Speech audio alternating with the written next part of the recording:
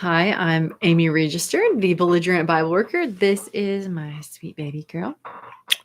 And I am just doing a thought dump because our church is partnering with our conference, the Central California Conference, and the GC to drive more guests to our church online mostly, but in-person visits will happen too over the next few months. And so I'm trying to get all of my ideas out. So this is just a casual and informal way I can do that will benefit me and maybe some of my friends who are in the same situation.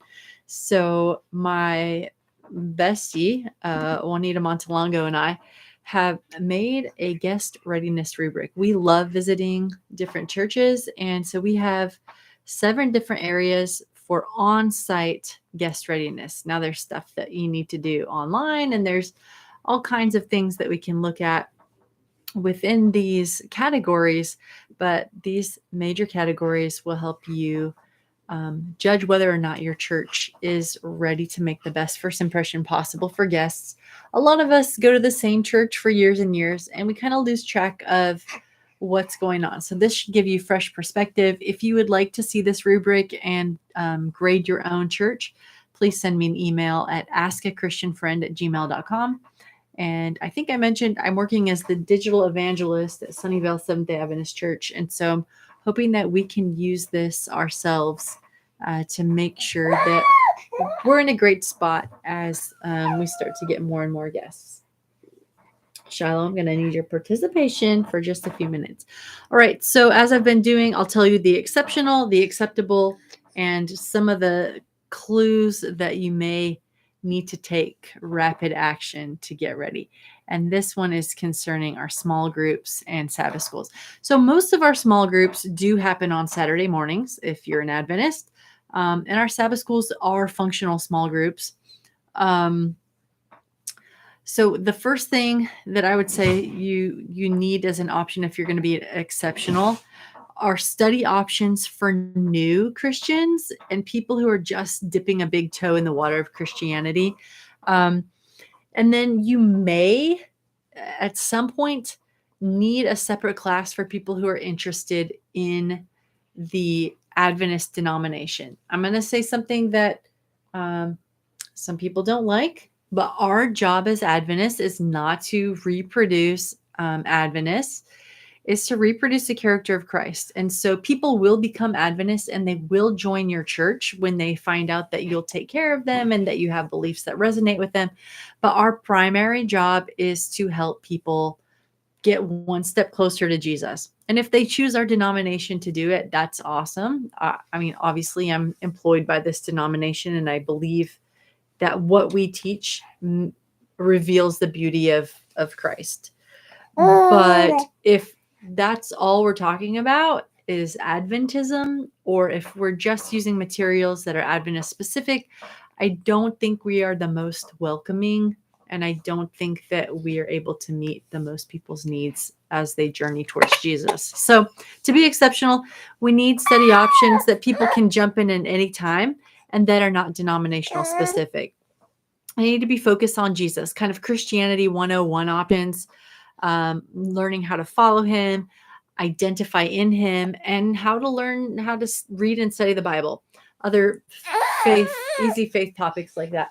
And I would also add that if you have a small group or Sabbath school that's focused on action, taking action and service, you are head and shoulders above the rest. There are many, many people who, while they are intelligent and love to hear about truth, they're just less interested in deep dive study.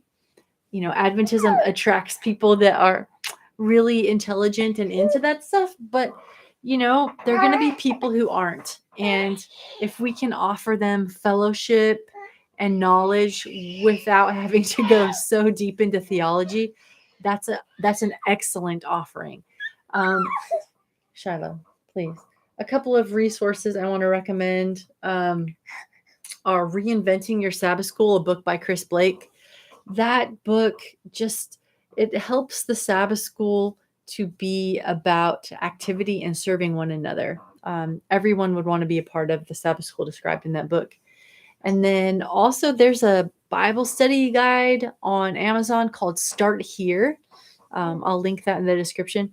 I just find that the tone is easy to understand and is focused on relationship. Again, this is not Adventist material, this one in particular.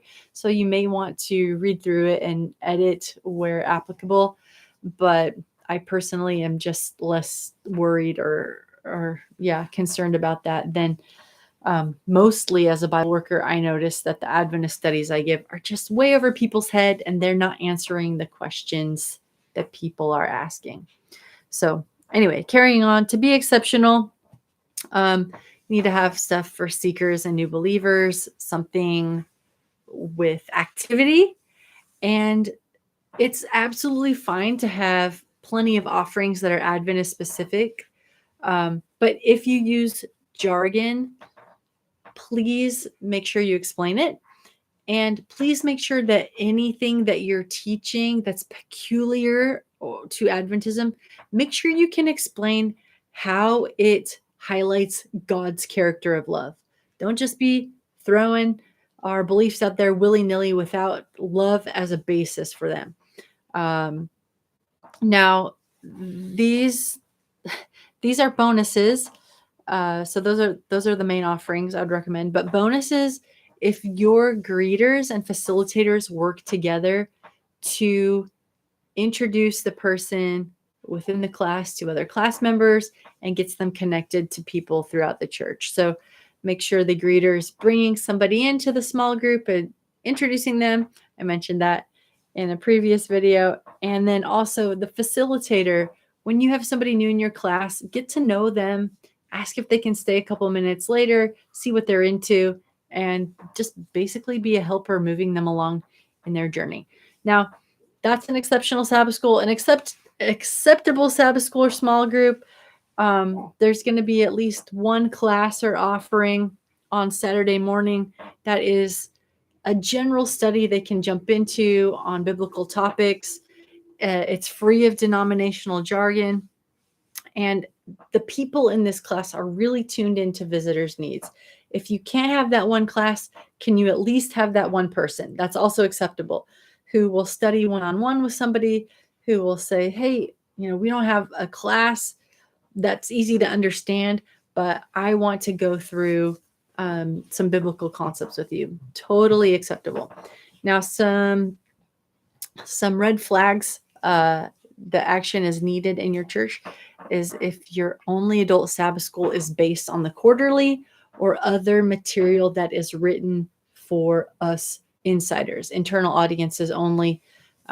It doesn't work for guests. They get lost and they may end up thinking that that Sabbath school is not for them, or heaven forbid Bible study is not for them. We need somebody to come alongside them if that's the case. So